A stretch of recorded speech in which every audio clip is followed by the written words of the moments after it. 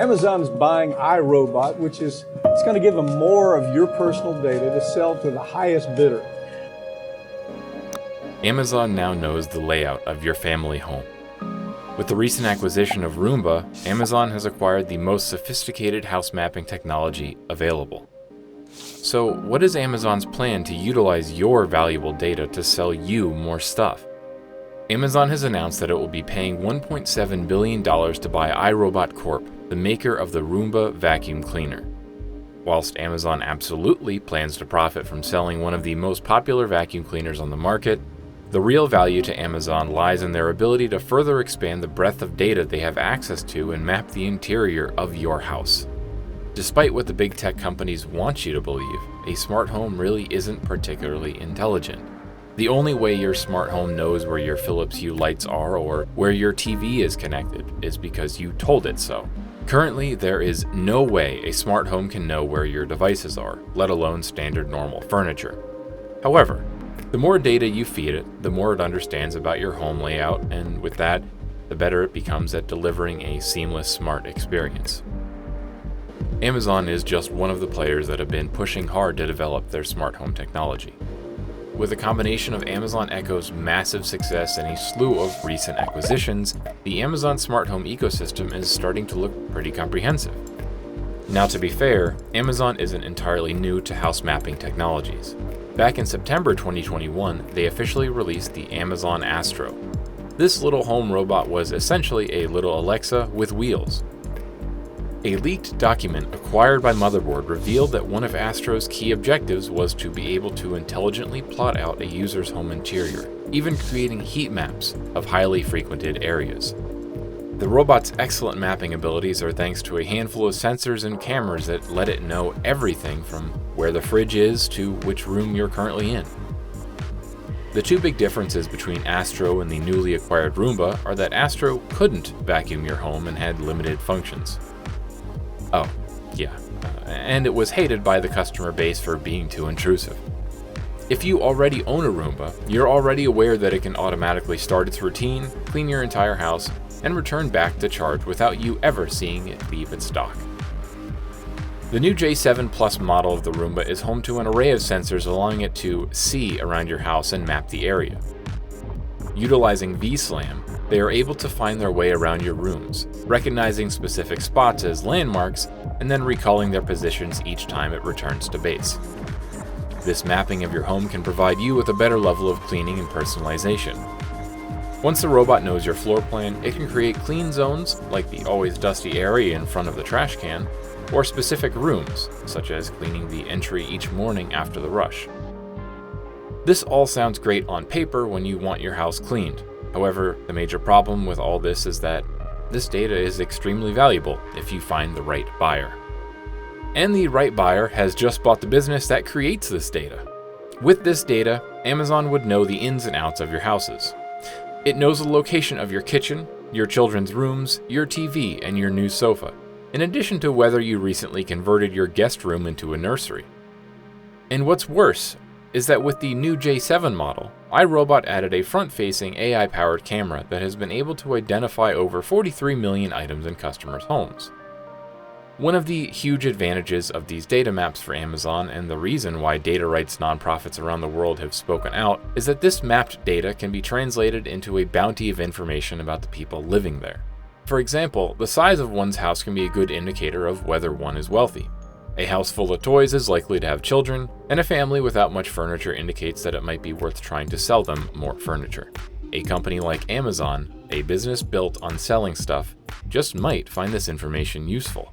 It is pretty easy to imagine that at some point, with the way technology is developing, one day you'll open up Facebook or Amazon and be presented with a discount offering for a new armchair. The dystopian part of this is that Amazon may already be well aware that your armchair broke last week and you threw it out. Or another example is that they may have detected indications that you have a child. It would be a sensible assumption that marketers might target you accordingly. This new acquisition has alarmed quite a lot of data activists around the world. Jamie Lee Williams, a staff lawyer at the Electronic Frontier Foundation, said, "Information about the size of a home and the amount of furniture in it could allow advertisers to deduce the owner's income level. Eventually, it might even be possible to identify the brands the owner uses. Williams is also worried that when this new source of data is combined with other information from other sources, it will be able to reveal a ton of information about what people's lifestyles are like and their daily patterns.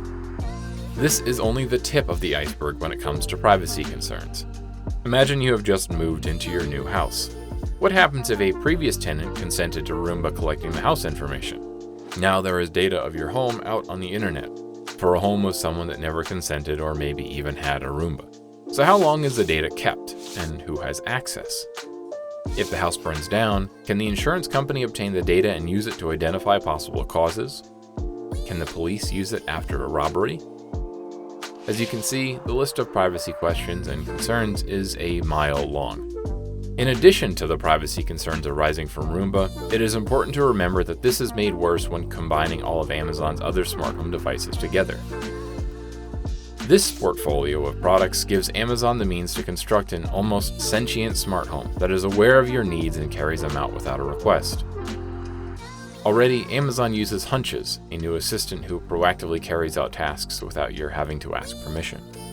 So, what iRobot brings to Amazon is context at scale. The barrier to the next level of AI and robotics isn't better AI, it's context.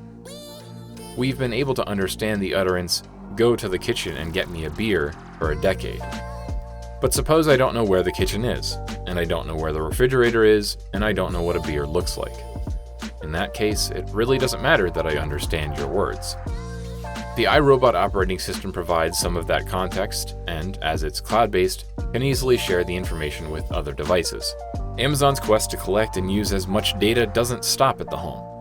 Amazon's $3.5 billion acquisition of Whole Foods in 2017 provided the company with insights into the grocery business. The $3.5 billion acquisition of One Medical Limited last month supplied the Bezos organization with a wealth of healthcare information. And now, iRobot will tell Bezos what's in your home. Amazon's ever-growing presence makes it near impossible to escape from its omnipresent gaze. By further entrenching their products within your home and with their hands in every aspect of your life, Jeff Bezos seems determined to make sure every minute of your life is captured and mapped. It's now impossible for Amazon not to affect some aspect of your life, whether you want it to or not. Amazon's marketing dominance is cemented by every purchase, making them that much more inescapable. Although the Roomba itself is not frightening, when paired with Amazon's massive surveillance infrastructure, it becomes something to be aware of. Another device in your home that collects data and feeds it to Amazon. The corporation is always watching you, always touching your life, and always trying to come up with new ways to sell you things. Today's video has been sponsored by us, Thought Catalyst. We've just set up a new Patreon where even a couple of dollars a month will help us continue to pump out more informative videos. We understand that at the moment with the cost of living crisis, it may not be the best time to donate, but we also appreciate a good old-fashioned like, comment, and subscribe. If you want a video similar to this one, check out a breakdown of Apple's award-winning marketing strategy. Thank you so much for watching, and make sure that you hit the bell icon if you want more marketing breakdowns of your favorite brands right in your inbox.